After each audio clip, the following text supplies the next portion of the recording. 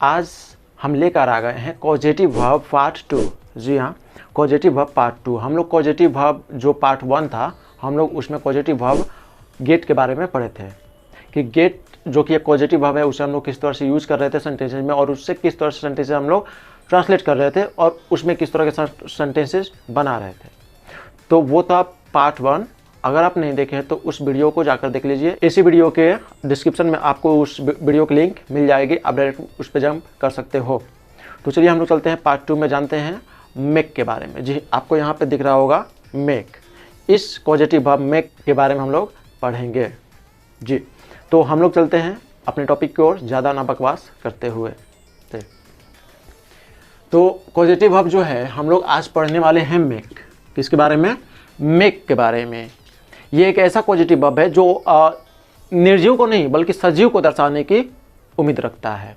देखिए, तो मेक का प्रयोग जो होता है वो सजीव यानी कि लिविंग बीइंग या फिर लिविंग थिंग सब भी हम लोग बोल सकते हैं। सो जो लिविंग बीइंग होता है ना, यानी कि जो सजीव होते हैं, हम लोग सिर्फ और सिर्फ उसी के लिए मेक का प्रयोग करते हैं। ओके, सो हम लोग इस मेक को बनाते हैं। क्लियर? सो ये क्या है? पॉजिटिव वर्ब है। तो इसका हम लोग सबसे पहले देख लेते हैं कि मेक का फॉर्म क्या है, इसका रूप क्या है। वर्ब 1, वर्ब 2, वर्ब 3, इसके हम लोग रूप देख लेते हैं। तो इसके रूप अगर हम लोग देखें तो ये हो जाएंगे। वर्ब 1 में अगर हमें यूज करना हो तो हम लोग करेंगे मेक। क्लियर? और वर्ब 2 में अगर यूज करना हो तो हम लोग मेड का यूज करेंगे। Verb 3 made. यानी कि वर्ब 1 में सेम जो आप याद किए हो, 2nd और 3rd में कोई चेंजेस नहीं, सिर्फ और सिर्फ यही वाले होते हैं। 2nd में भी मेड और 3rd वाले में भी मेड ही होते हैं। तो हम लोग आगे जानते हैं इसमें कि और क्या क्या है, हम लोग किस तरह से बनाएंगे और किस तरह से नहीं बनाएंगे। तो हम लोग सबसे पहले इसका जो एग्जाम्पल होगा हम लोग उससे समझने की कोशिश करते हैं, क्योंकि हम लोग अगर एग्जाम्पल समझ लेते हैं तो आप यकीन करिए कि एग्जाम्पल्स को हल करने के बाद आपके ये पॉजिटिव वर्ब जो कि मेक है बिल्कुल अच्छे तरह से क्लियर हो जाएंगे। तो हमारे सामने जो एग्जाम्पल दिख रहे हैं वो एग्जाम्पल कोई और नहीं बल्कि आपके सामने दिख रहे हैं बोर्ड पर। राम ने मुझसे लिखवाया। जी हाँ, राम ने मुझसे लिखवाया। जैसा कि हम लोग जानते हैं कि हम लोग पिछले पॉजिटिव वर्ब में पढ़े थे पार्ट 1 में कि जब भी हम लोग पॉजिटिव वर्ब का यूज करते हैं तो इसमें सब्जेक्ट खुद काम करता नहीं है, ये दूसरे किसी और से करवाता है। क्लियर? सो हम लोग मेक का भी उसी जगह पे यूज करेंगे जहाँ पे खुद करेगा नहीं सब्जेक्ट बल्कि किसी और से करवाएगा, लेकिन जिससे वो करवाएगा ना वो एक लिविंग थिंग होगा। सो अगर हम लोग इसे ट्रांसलेट करें कि राम ने मुझसे लिखवाया, सो सबसे पहले जो सब्जेक्ट दिख रहे हैं हम लोग उसे लिख देंगे राम। उसके बाद लिखवाया, जैसा कि हम लोग जानते हैं लिखवाया, खाया, पिया, दौड़ा, उठा, बैठा, गाया, ये सब जो होते हैं ऐसे जो साउंड हमें मिलते हैं वो एक पास्ट इंडेफिनिट के होते हैं। तो पास्ट इंडेफिनिट में हम लोग सब्जेक्ट के ठीक बाद वर्ब की 2nd फॉर्म यूज करते हैं। तो हम लोग जो मेक का यूज करेंगे वो मेक का वर्ब का 2nd फॉर्म यूज करेंगे जो कि मेड होता है। ओके, सो राम मेड। इसके बाद ऑब्जेक्ट क्या है? ऑब्जेक्ट मुझसे। तो मुझसे के लिए हम लोग मी का यूज कर लेंगे। और हम लोग एक चीज़ याद रखेंगे कि जब भी हम लोग मेक का यूज करेंगे तो मेक के साथ जो आगे जो सेकंड मेन वर्ब आएंगे वो हमेशा और हमेशा से ही वर्ब का फर्स्ट फॉर्म यूज किए जाएंगे। सो इसी तरह से ये हम लोग बनाते हैं कि Ram made me right. Ram ने मुझसे लिखवाया।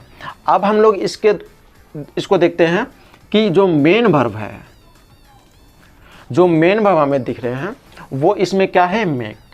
तो मेक था, तो मेक यहाँ पे हम लोग पास्ट इंडेफिनिट था इसलिए हम लोग इसको V2 यूज किया है यहाँ पे, किया ना? ये तो V1 है। ओके, सो मेक का V2 हम लोग यूज कर दिए मेड में।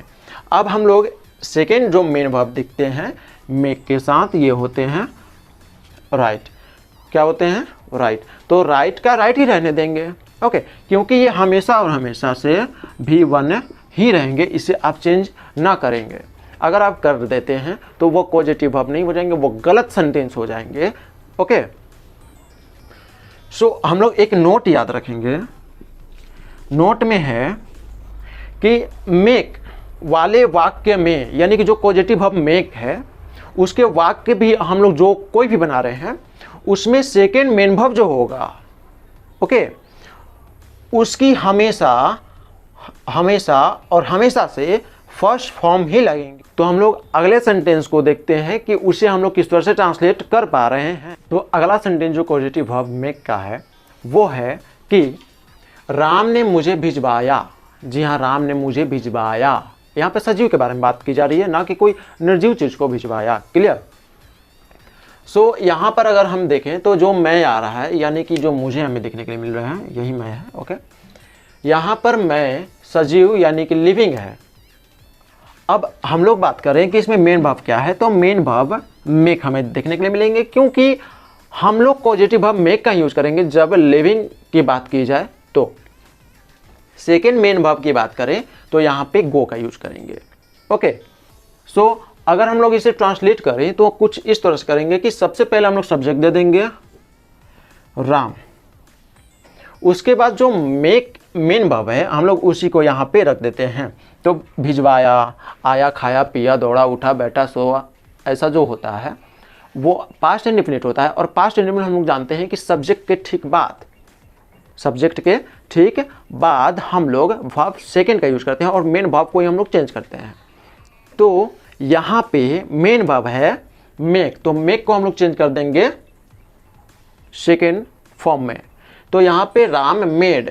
अब ऑब्जेक्ट की बात करें तो यहाँ पे हो जाएंगे मी, और इसके बाद जो वर्ब हमें वन चाहिए वो हो जाएंगे गो। क्लियर? समझ में तो आ रहे होंगे, उम्मीद करते हैं आपसे। ओके, सो आप इस तरह से ट्रांसलेट मेक से, यानी कि पॉजिटिव वर्ब जो मेक है आप उससे ट्रांसलेट करते रहोगे। और ये मत समझो कि यहाँ पे 2, 3, 4, 5 बस इतने पे सेंटेंसेस खत्म होते हैं, बल्कि ये समझो कि आपको हमने 5 दिया, आप इससे हजारों बनाओ, लाखों बनाओ, करोड़ों बनाओ, जितने भी सेंटेंसेस बना सकते हो उतने बनाते रहो। बस ये मत बोलो कि हमसे हो नहीं रहा है इसका। ओके, तो हम लोग एक छोटी सी और चीज को देखें तो वो है कि in the presence of both living and non-living, either of the two may be used। कहने का मतलब है कि अगर आप दोनों का यूज करते हो, यानी कि जिन वाक्यों में सजीव व निर्जीव दोनों हो, जिन वाक्यों में सजीव और निर्जीव दोनों हो, उनमें गेट या मेक दोनों में से किसी का भी प्रयोग किया जा सकता है। ओके, जिन वाक्यों में सजीव और निर्जीव दोनों ही वस्तुओं को दर्शाया गया हो तो आप दोनों पॉजिटिव वर्ब यानी कि गेट या तो मेक, इन दोनों में से किसी भी पॉजिटिव वर्ब का यूज कर सकते हो बिना डरे। हम लोग इससे कुछ सेंटेंसेस रख के देखते हैं कि उसे किस तरह से हम लोग ट्रांसलेट कर रहे हैं, क्योंकि एग्जाम्पल्स के माध्यम से हम लोग बहुत ही अच्छे से समझ पाएंगे। तो चलिए हम लोग सेंटेंस देखते हैं। देखो यहाँ, तो हम इसके लिए एक सेंटेंस और आपके सारे डाउट्स क्लियर हो जाएंगे। बस ये लास्ट सेंटेंस है, इसे देखकर जाना। देखो, जैसे कि अभी हम लोग जाने कि अगर सजीव और निर्जीव दोनों ही एक सेंटेंस में हो तो हम लोग मेक और गेट ये दोनों पॉजिटिव वर्ब का यूज कर सकते हैं। ओके, सो हम लोग इसे एग्जाम्पल रखे हुए हैं एक, इसके लिए आप इसे देखकर अच्छे से समझ पाएंगे। जैसे कि राम मुझसे पत्र लिखवाता है, तो इसे हम लोग बना सकते हैं कि Ram gets the letter written by me. Okay, ये हो गए। एक तरह से आप ये बना सकते हैं। अगर आप गेट से बनाएंगे तो अगर आप गेट से बना रहे हैं तो इसके ठीक बाद यहाँ पे जो ऑब्जेक्ट हमें मिलेंगे ना वो होना चाहिए क्या, नॉन लिविंग, और ये नॉन लिविंग है भी, नॉन लिविंग। ओके, ये लेटर क्या है, नॉन लिविंग। अगर आप गेट लगाते हो तो ओके। अब हम लोग दूसरे तरीके से बनाए, तो यानी कि जो मेक पॉजिटिव वर्ब है हम लोग उससे बनाए, तो हम लोग ऐसे बना सकते हैं कि Ram makes me write the letter. Okay, Ram makes me write the letter. यहाँ पे चूंकि हम लोग मेक लगाए हैं, मेक का फॉर्म यूज किए हैं पॉजिटिव वर्ब, तो इसके ठीक बाद हम लोग लिविंग बीइंग का यूज करेंगे। ओके, सो आप इस तरह से सेंटेंस को हल कर सकते हो। अगर आपको दिख जाता है लिविंग और नॉन लिविंग ये दोनों एक ही सेंटेंस में अब देखिए लिविंग की बात कर दी जाए तो यहाँ पे मैं जो यानी कि मुझसे जो आया है ये है क्या, लिविंग थिंग। ओके, अब हम लोग नॉन लिविंग की बात कर दी जाए इस सेंटेंस में तो ये हो जाते हैं पत्र यानी कि लेटर। क्लियर। सो हम उम्मीद करेंगे कि ये जो पार्ट 2 था कॉजेटिव वर्ब का, इसमें आपके कॉजेटिव वर्ब सारे क्लियर हो गए होंगे। उम्मीद करते हैं कि आपको बहुत ही अच्छे से समझ में आ गए होंगे।